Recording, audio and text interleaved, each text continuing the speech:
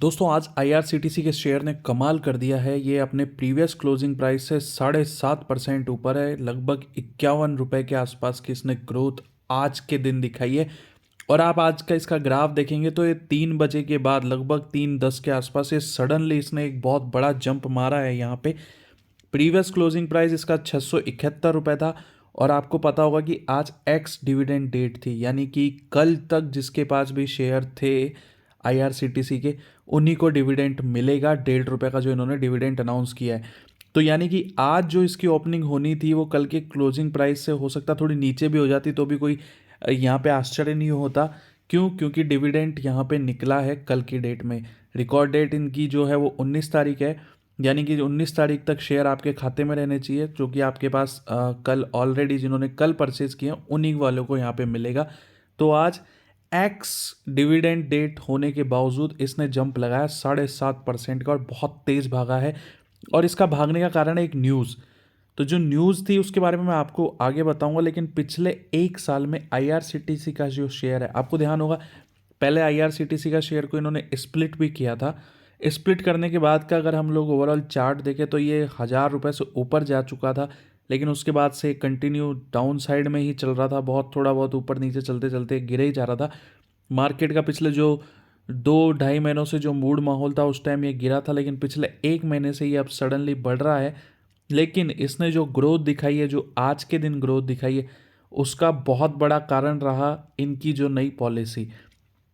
Currently जो अभी financial year का जो पहली तिमाही का जो कंपनी ने नेट प्रॉफिट दिखाया है वो 242 करोड़ का दिखाया है, जो कि पिछले बार जो था वो मात्र 82 करोड़ था। यानी कि कंपनी जो है बहुत बढ़िया यहाँ पे आउट परफॉर्म कर रही है आईआरसीटीसी। तो इन्होंने जो अपना नेट प्रॉफिट है वो 198% से इंक्रीज़ किया है। और आपको पता होगा आईआरसीटीसी का कोई कंपिटिटर नहीं है।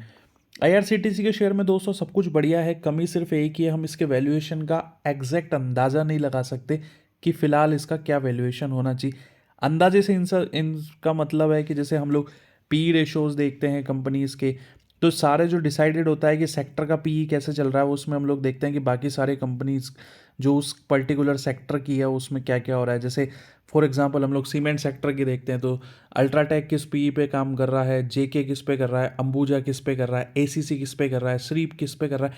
तो उस हिसाब से हम लोग एनालिसिस करते हैं कि कौन सा इसमें महंगा है, कौन सा सस्ता है, और उस हिसाब से अपने डिसीजंस जो लेते हैं शेयर मार्केट में वो लिए जाते हैं। बट आईआरसीटीसी का खुद का अलग कंसेप्ट है, सब कुछ ये ट्रेल नेटवर्क यहाँ पे संभालता है, टिकट बुकिंग ऐप पूरी कंट्रोल करता है। तो इसका कोई यहाँ पे कंपटीटर नहीं है, तो इसका क्या प्राइस होना चाहिए उसके बारे में कोई एनालिसिस एग्जैक्ट आपको कोई भी करके नहीं दे सकता।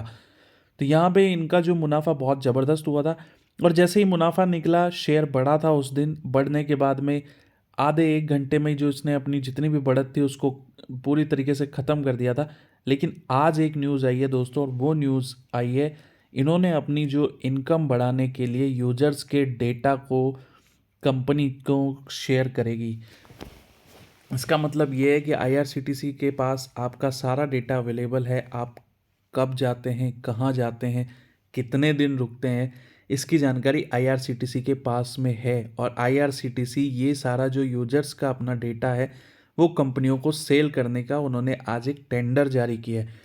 जैसे ही दोस्तों ये न्यूज़ मार्केट में आई, आईआरसीटीसी का शेयर ने सडन स्पाइक दिखाया और बहुत तेज़ी से बढ़ा। 7.5% की आज ग्रोथ दिखाई है।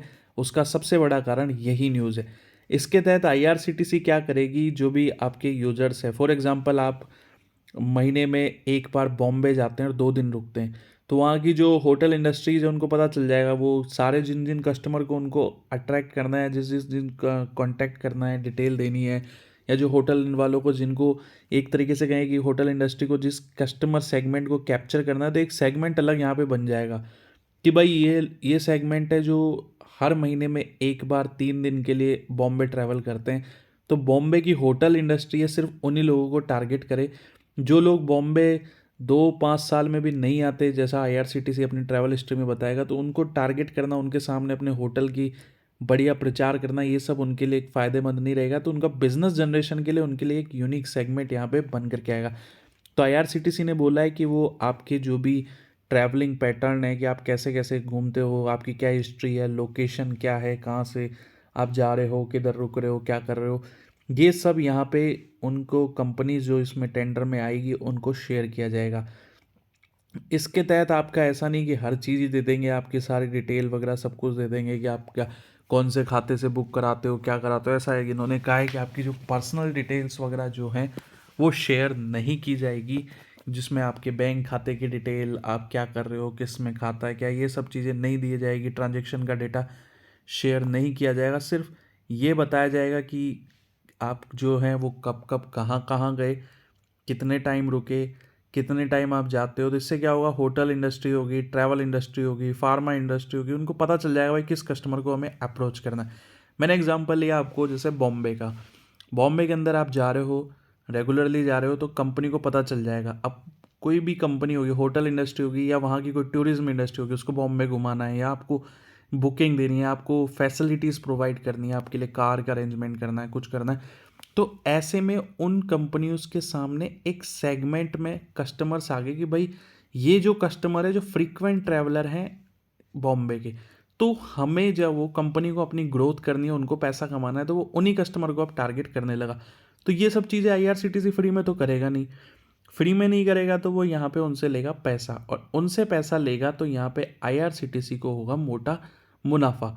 तो इसकी खबर आते ही आईआरसीटीसी के शेयर्स में लग गई यहाँ पे पूरी तरीके से, जो है भागा बहुत तेज़ी से और यहाँ पे सबका पैसा बना करके दिया।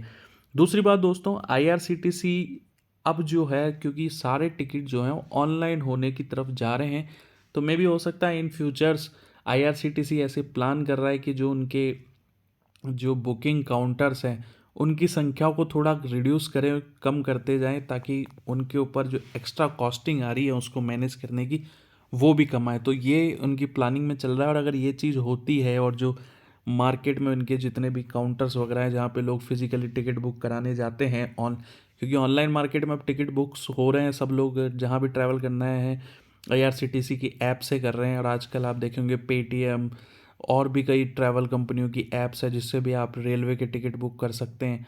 तो वो सब सुविधाएं आने के बाद में जो काउंटर टिकट बुकिंग है वो बहुत ज़्यादा कम हो रही है। तो ऐसी चीज़ को ध्यान में रखते हुए आईआरसीटीसी अब ये भी प्लान कर रहा है कि जो काउंटर्स में जो है जहाँ पे बहुत मिनिमम टिकट बुक हो रही है उनको या तो बंद कर दिया जाए पूरी तरीके से, और ये चीज़ होगी तो उनके पास में एक मोटा मुनाफा यहाँ पे बचेगा। क्यों? क्योंकि उनका यहाँ पे फिर जो टोटल जो यहाँ पे उनकी अर्निंग हो रही है वो और बढ़ती जाएगी।